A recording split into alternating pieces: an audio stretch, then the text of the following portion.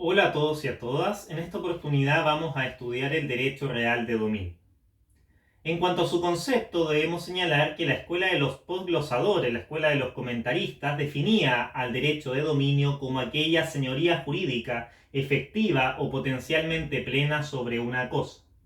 Entonces lo repito, la escuela de los posglosadores definía al derecho de dominio, al derecho de propiedad, como aquella señoría jurídica efectiva o potencialmente plena sobre una cosa.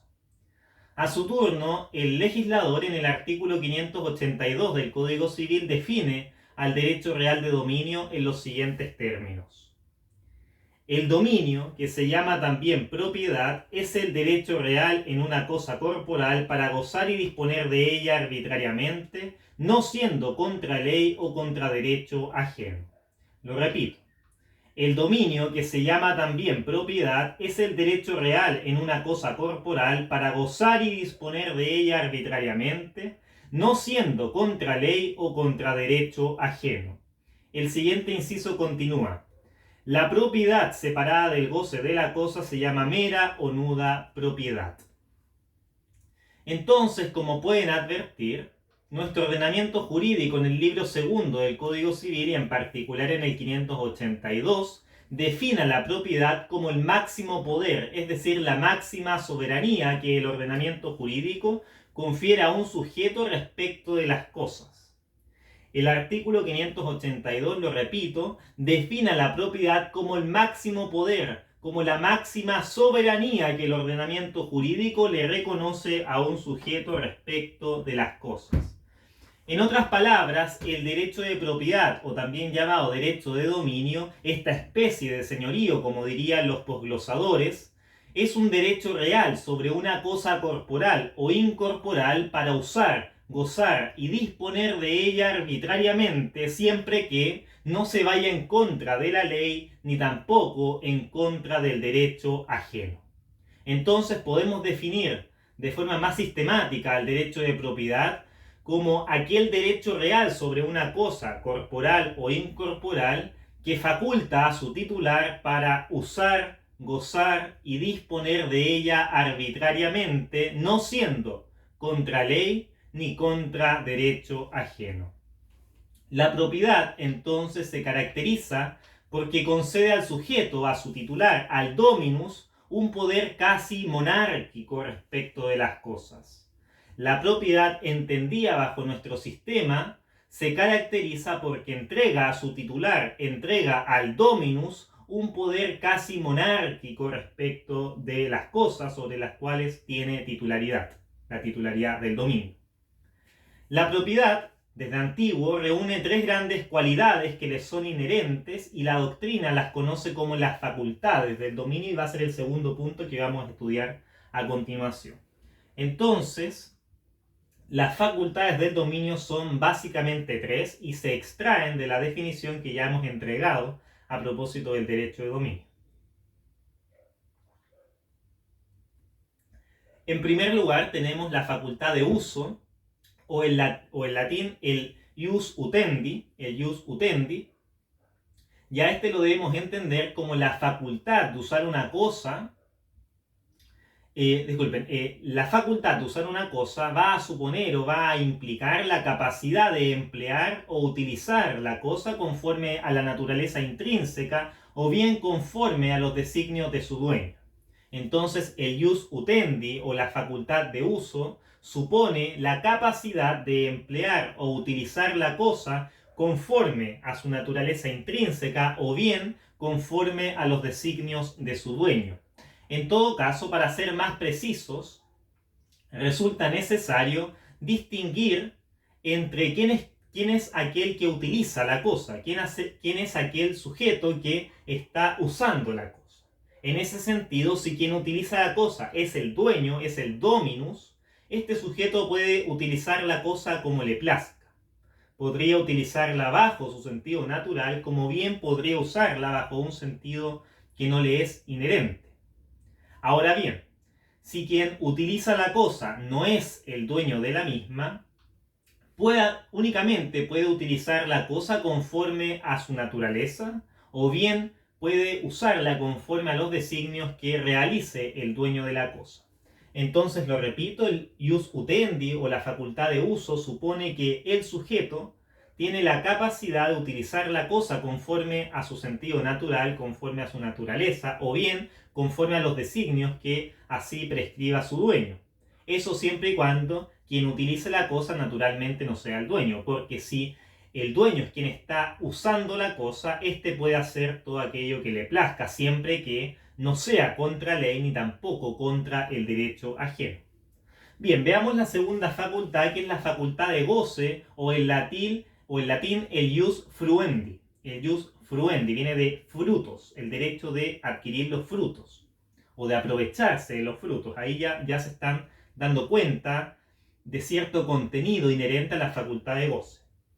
La facultad de goce básicamente supone apropiarse de lo que genera el bien y en especial de sus frutos. El goce o ius fruendi supone la capacidad de apropiarse de aquello que genera el bien, en especial sus frutos. Aquí hay que distinguir en todo caso entre frutos y productos. Son dos cuestiones que, si bien ambas derivan del bien, ambas derivan de la cosa, hay que ser precisos para determinar quién es aquel sujeto capacitado para apropiarse de ellos. En primer lugar, veamos los frutos y luego a los productos. Los frutos son todo aquello que produce una cosa sin detrimento de su sustancia. Los frutos son todo aquello que produce una cosa sin detrimento de su sustancia. Esa es la gran diferencia con los productos. Dentro de los frutos podemos identificar a los frutos naturales y a los frutos civiles. Los frutos naturales son aquellos frutos que se forman a partir de la naturaleza de la cosa. Los frutos naturales son aquellos que se forman a partir de la naturaleza de la cosa. Así, por ejemplo, las manzanas de un árbol son frutos naturales. Las peras de un peral son frutos naturales. Los olivos de un olivar son naturalmente frutos de un árbol, etc. ¿Ya? Esos son frutos naturales. Por el contrario, encontramos a los frutos civiles, que son aquellos frutos que se forman a partir del rendimiento económico de la cosa. Los frutos civiles son aquellos frutos que se forman a partir del rendimiento económico de la cosa, de la utilidad económica de la cosa. Así, por ejemplo, sería fruto civil las rentas derivadas de un contrato de arrendamiento. Las rentas que dimanan de un contrato de arrendamiento son frutos civiles porque se forman a partir del rendimiento económico o pecuniario de la cosa. Bien, eso respecto de los frutos. Veamos ahora qué son los productos. Los productos los podemos definir como todo aquello que genera una cosa pero sin periodicidad o con detrimento de su sustancia. Entonces los productos, a diferencia de los frutos, son todas aquellas cosas que generan un bien, que genera una cosa, pero sin periodicidad y generan, digamos, un detrimento en la sustancia. Entonces son aquellas cosas que derivan o que genera otra sin periodicidad o con detrimento de su sustancia. Por ejemplo, los minerales de una mina serían productos. La leña de un bosque también sería considerado productos y también, por supuesto, las rocas de una cantera también pueden ser considerados productos. Porque si bien los genera una cosa, una vez que los extraigo, genera un detrimento en la sustancia de la cosa principal. Así, por ejemplo, en una mina de diamantes, una vez que yo extraigo los productos, los diamantes, estos no se van a volver a regenerar, por lo tanto no se producen con periodicidad y por supuesto una vez que yo extraigo los minerales, en particular los diamantes, estoy generando detrimento en la sustancia de la mina de diamantes. Bien, en general, quien detenta solamente la facultad de goce, por ejemplo el usufructuario o el arrendatario, no puede en caso alguno aprovecharse de los productos de la cosa, sino que exclusivamente puede aprovecharse de sus frutos. Así, por ejemplo, un usufructuario no podría aprovecharse de la mina o de los productos de la mina que se encuentra en el lote o en la finca en donde se constituyó el usufructo en su favor. Solamente podría aprovecharse de los frutos, más no de los productos, porque los productos en general únicamente los percibe el dominus, el dueño de la cosa. Bien, y por último encontramos la facultad de disposición, o en latín el ius abutendi, el ius abutendi.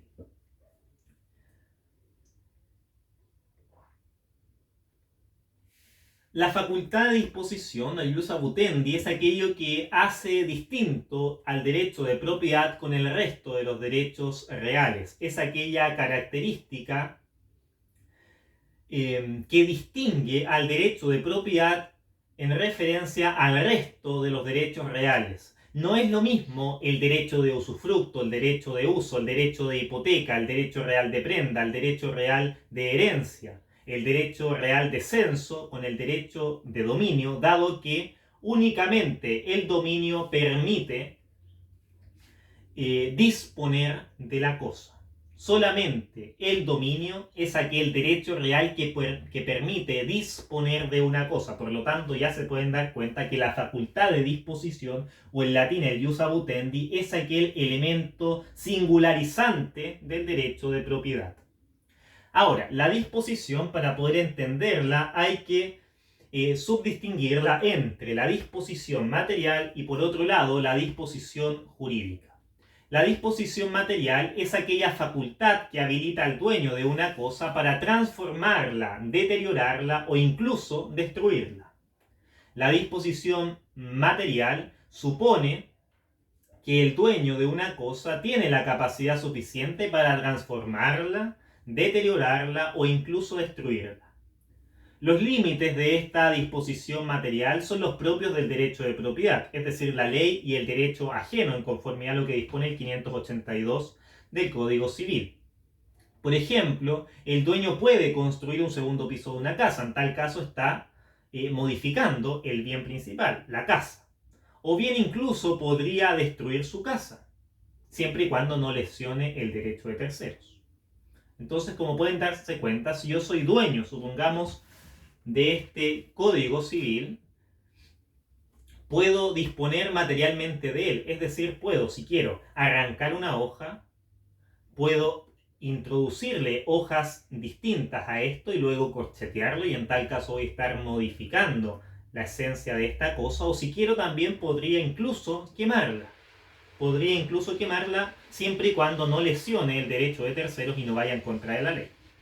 ¿Por qué? Porque yo soy el dominus de esta cosa. Eso entonces supone la disposición material. Veamos a continuación la disposición jurídica.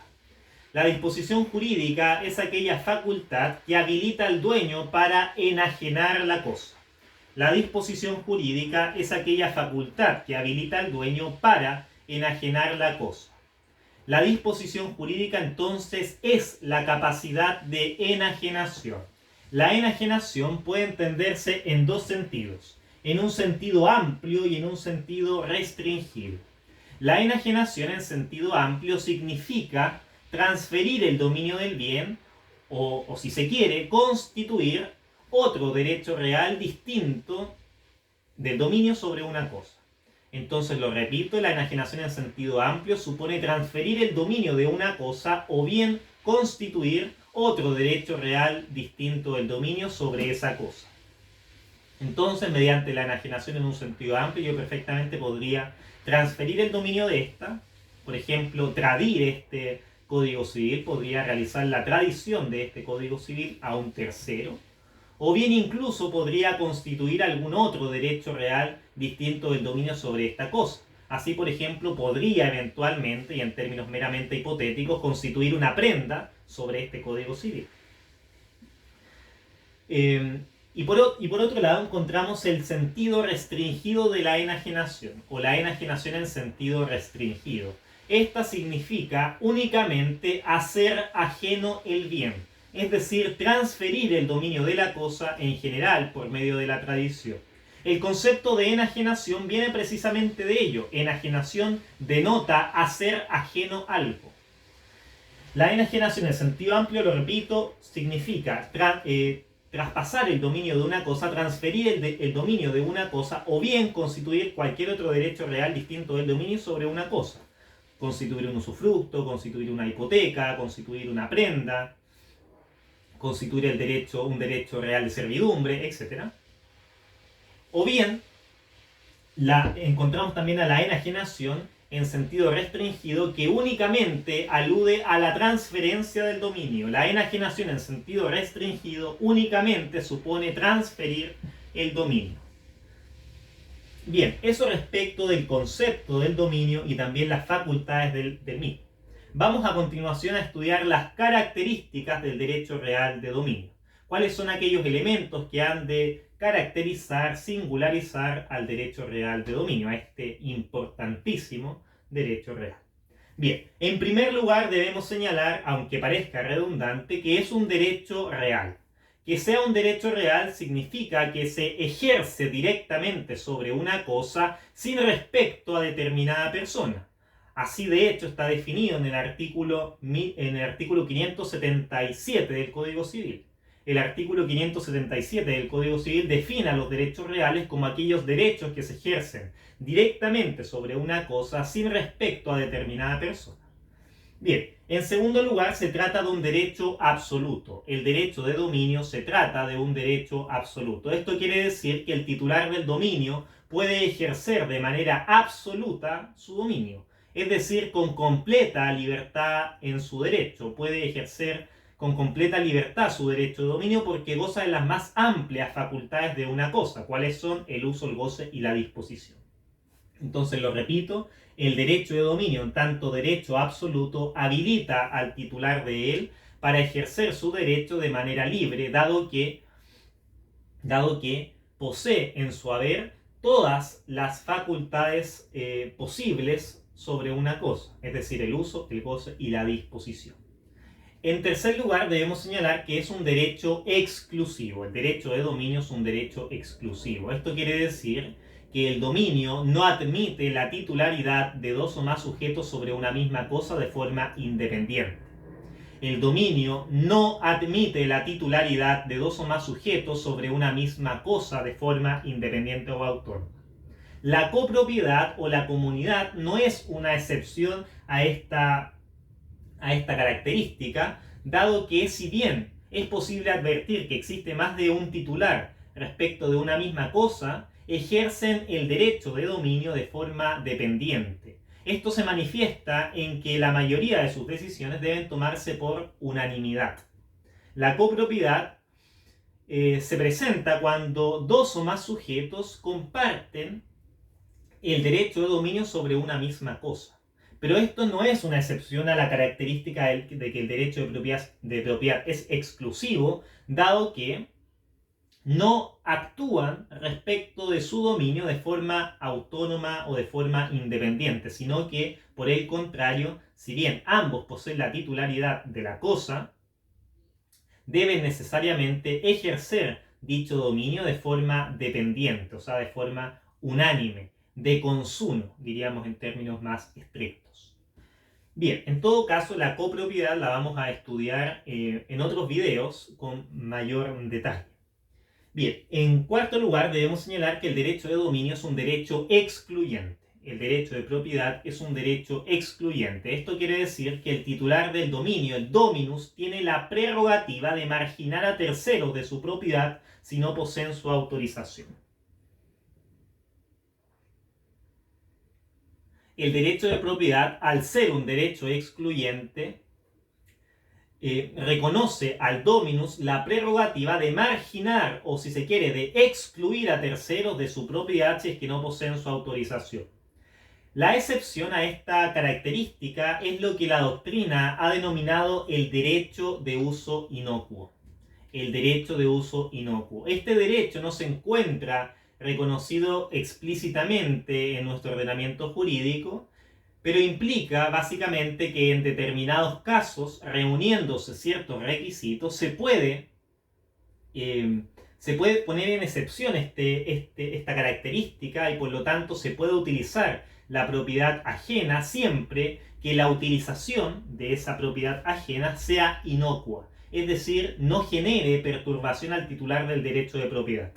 Entonces, lo repito, una característica adicional del derecho de propiedad es que este es excluyente, es decir, se le reconoce la prerrogativa al dominus de marginar o de excluir a todo aquel tercero que utilice su propiedad siempre que no posea su autorización.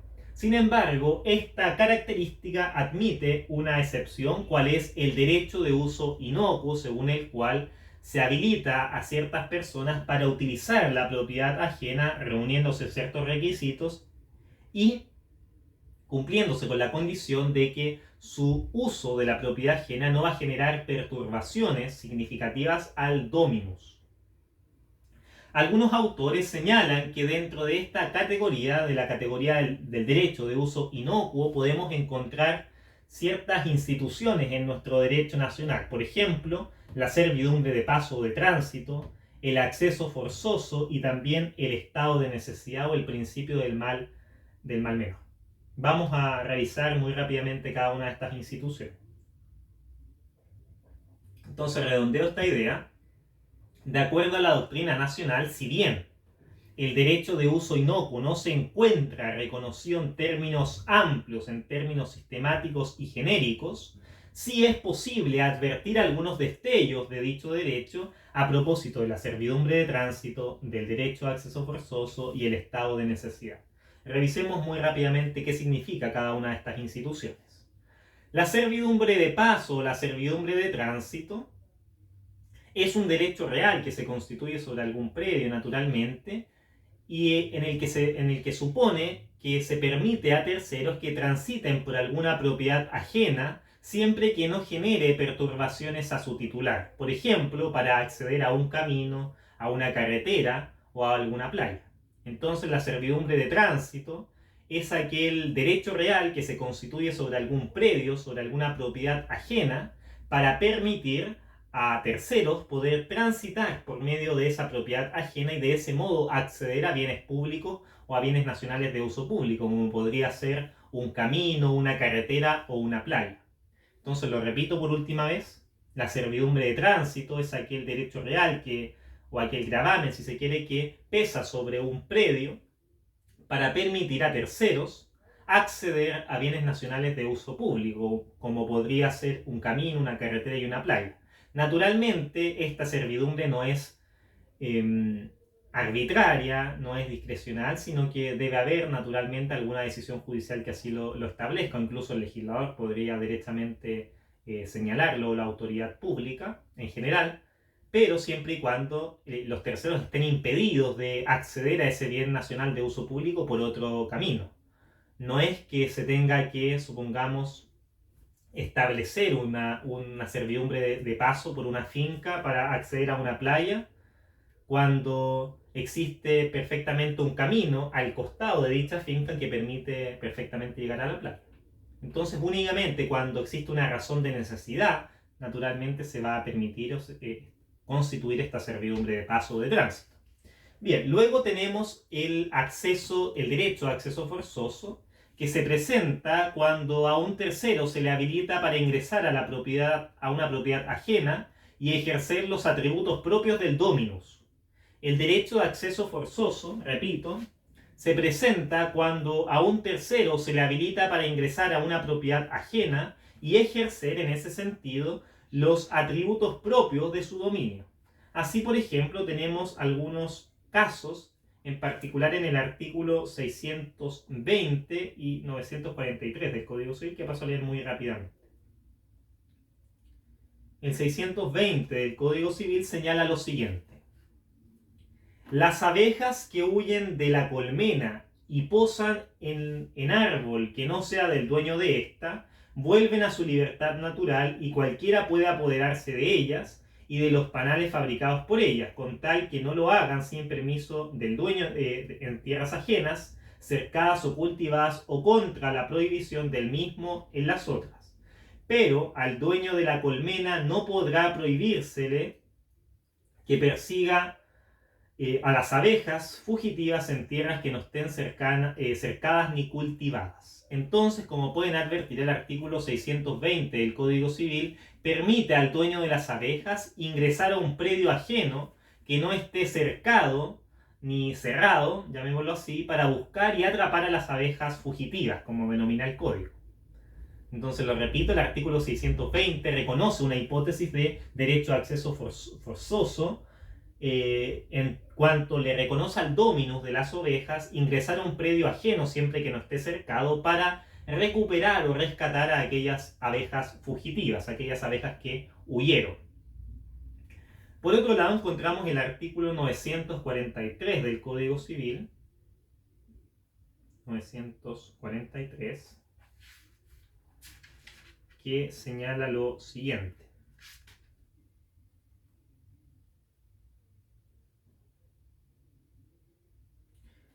Los frutos que dan las ramas tendidas sobre terreno ajeno pertenecen al dueño del árbol, el cual sin embargo no podrá entrar a cogerlos sino con permiso del dueño del suelo, estando cerrado el terreno.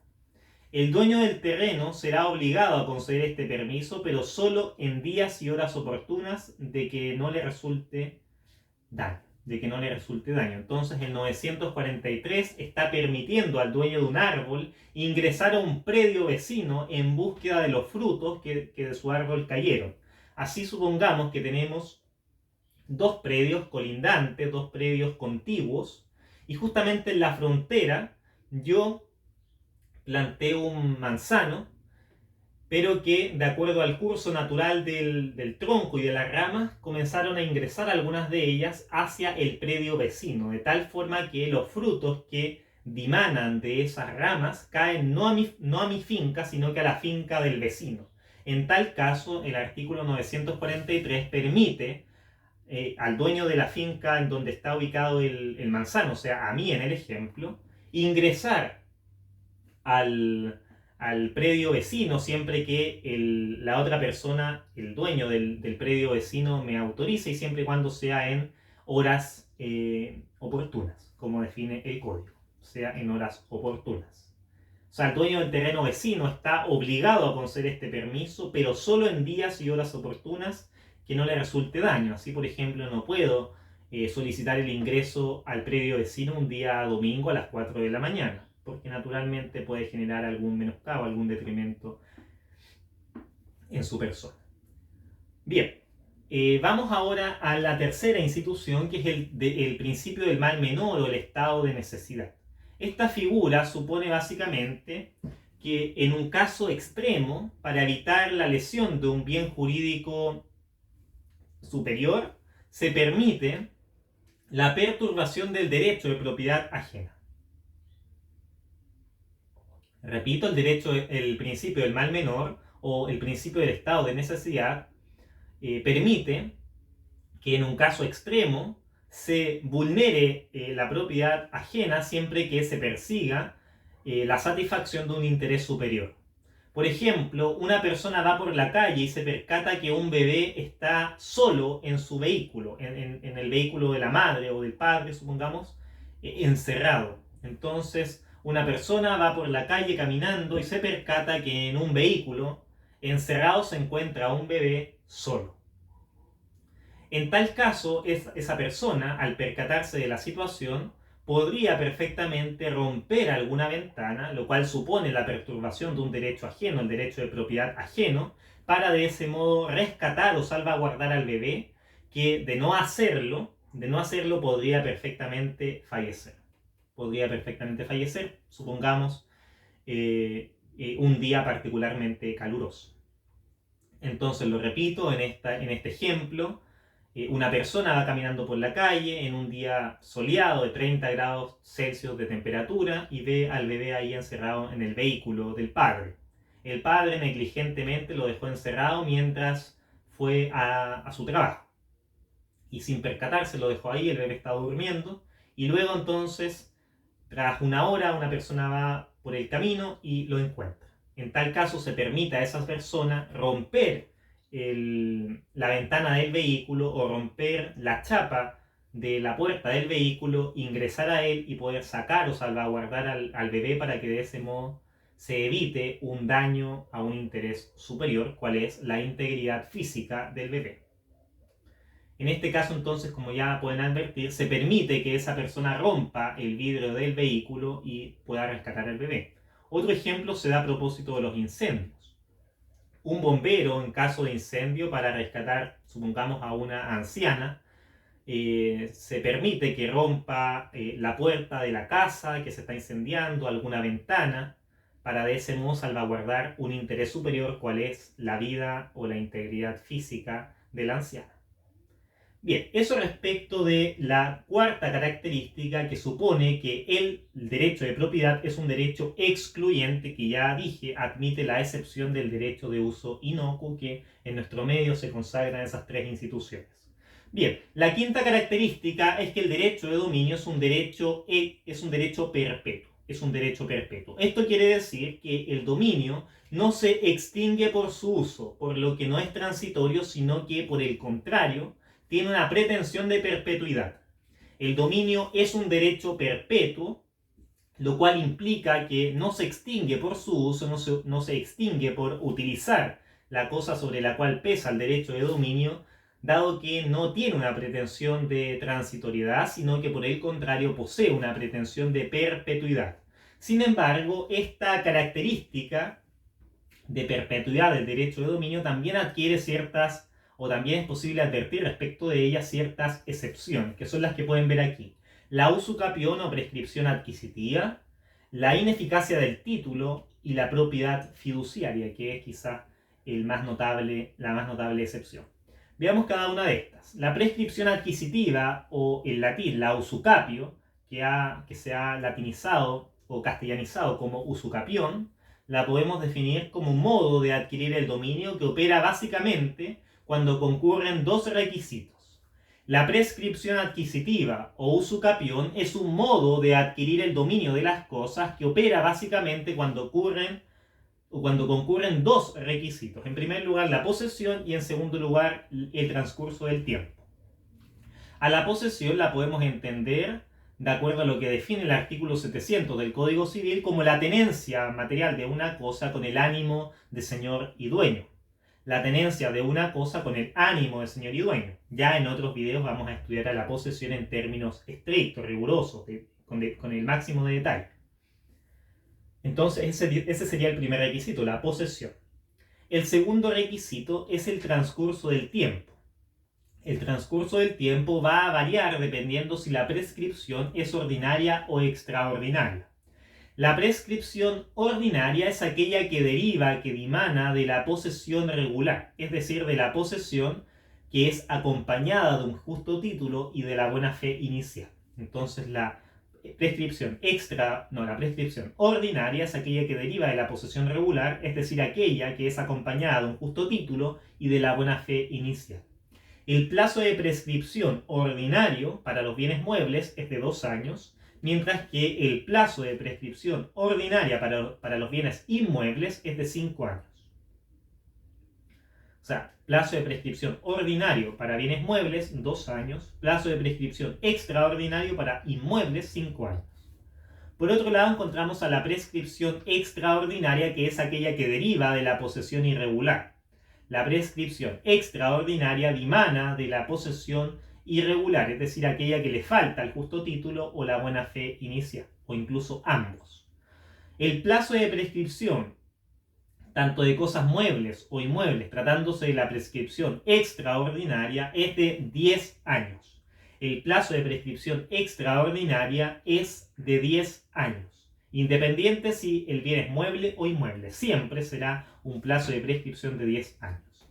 Bien, con ello entonces se constituye la primera excepción a que el derecho de dominio es un derecho perpetuo.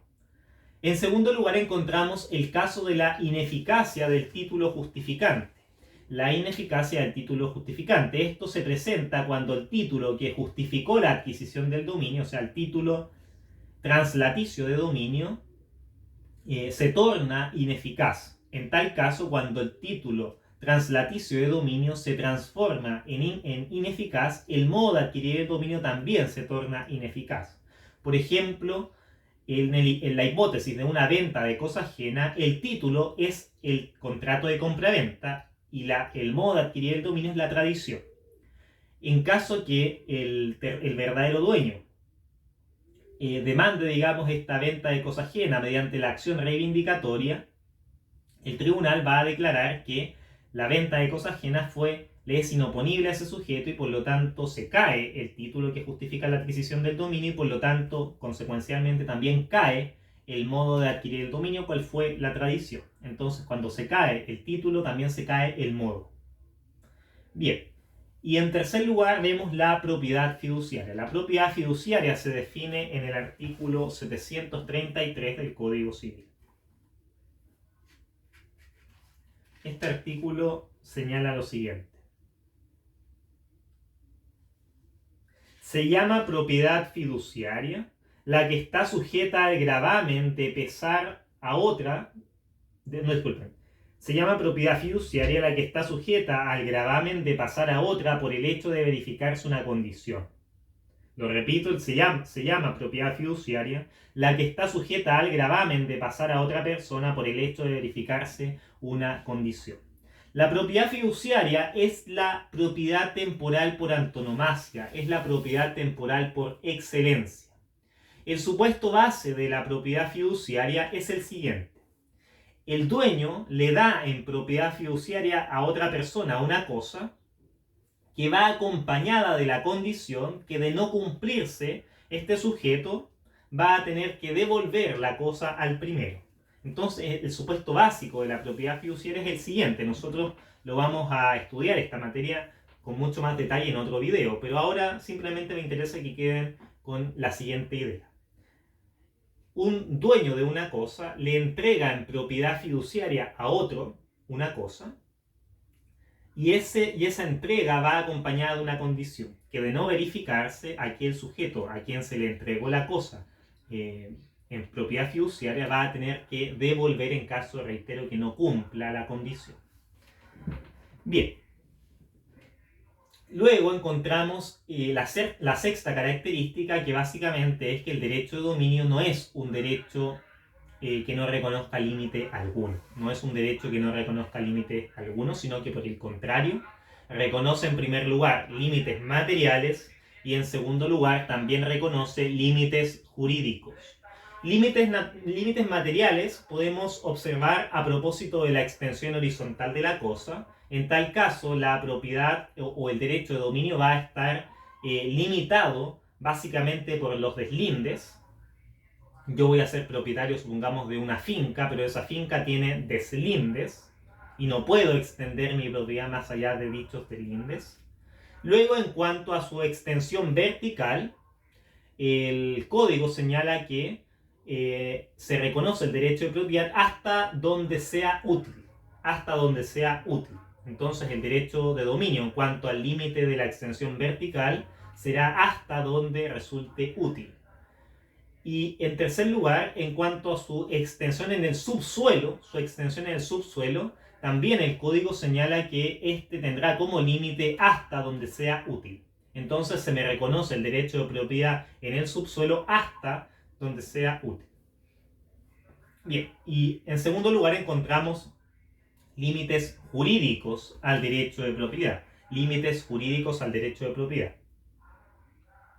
El mismo artículo 582 del Código Civil nos revela cuáles son aquellos límites que reconoce el derecho de propiedad. En primer lugar, la ley, y en segundo lugar, el derecho ajeno. Eso a propósito del derecho nacional. El derecho comparado reconoce otras figuras que ya voy a enunciar. Veamos en primer lugar los límites que reconoce nuestro ordenamiento jurídico nacional en el artículo 582 del Código Civil. En primer lugar, la ley.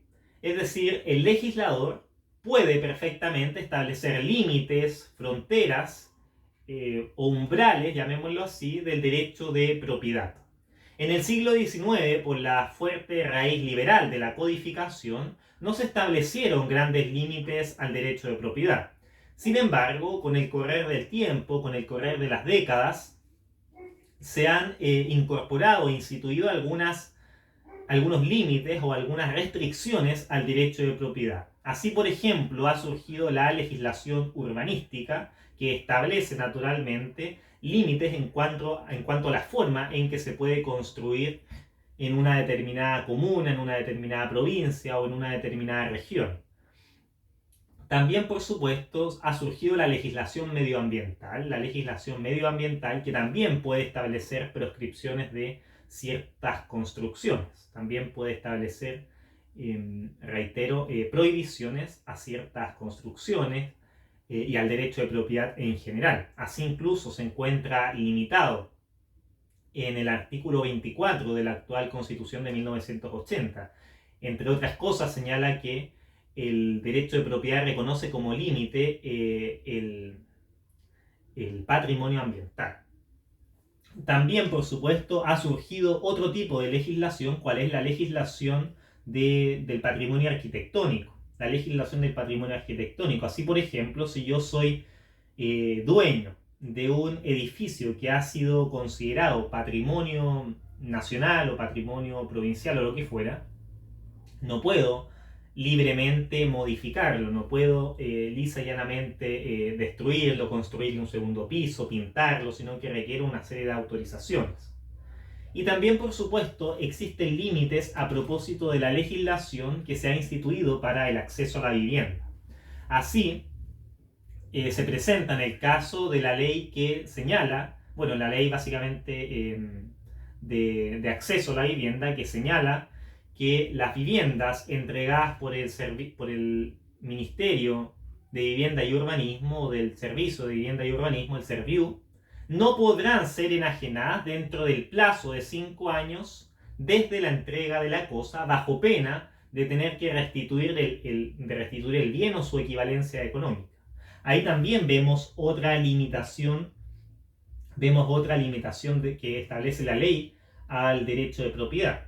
Si yo adquirí una propiedad social, producto de un procedimiento con el SERVIU, con el Servicio de Vivienda y Urbanismo, con el Ministerio de Vivienda y Urbanismo, no puedo enajenar dicha cosa dentro de los 5 años siguientes al momento de la entrega, bajo pena de que si lo hago voy a tener que restituir el bien o restituir la equivalencia económica.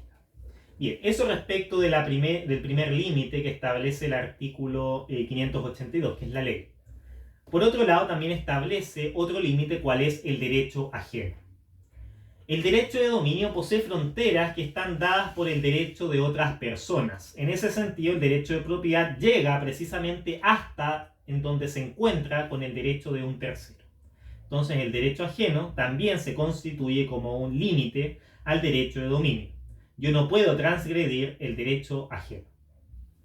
Luego, el derecho comparado y también la doctrina nacional han señalado que el derecho de dominio ha de reconocer otros límites. Esos otros límites son, en primer término, la teoría del abuso del derecho y, en segundo término, la función social de la propiedad. La teoría del abuso del derecho sostiene que si bien el propietario es libre para ejercer las facultades de la propiedad o las facultades del dominio, no solo debe respetar los límites externos de ella, que están constituidos por la ley o el derecho ajeno, sino que también debe respetar límites internos. Debe respetar también sus límites internos, de modo que su derecho debe ser ejercido de forma racional y no de forma abusiva. Un ejemplo de esto sería el caso en donde yo coloco música a 100 decibeles o a 1000 decibeles a las 7 de la mañana en un edificio. Es cierto que estoy dentro de mi propiedad, es cierto que no estoy en una propiedad ajena, pero sí estoy abusando de los límites internos de dicho derecho.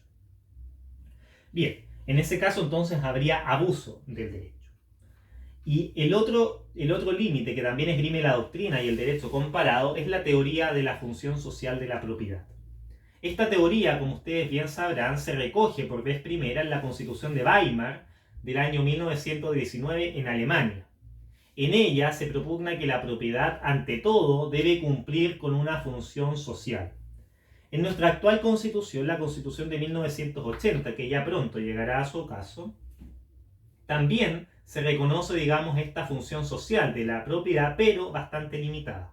Se limita la función social de la propiedad a 5 supuestos generales en función de lo que dispone el actual artículo 19, número 24 de la Constitución Política de la República. En primer lugar, el interés general de la nación, o sea, la propiedad se debe supeditar al interés general de la nación. En segundo lugar, a la seguridad nacional, a la seguridad nacional. En tercer lugar, a la salubridad pública, a la salud pública, a la salubridad pública.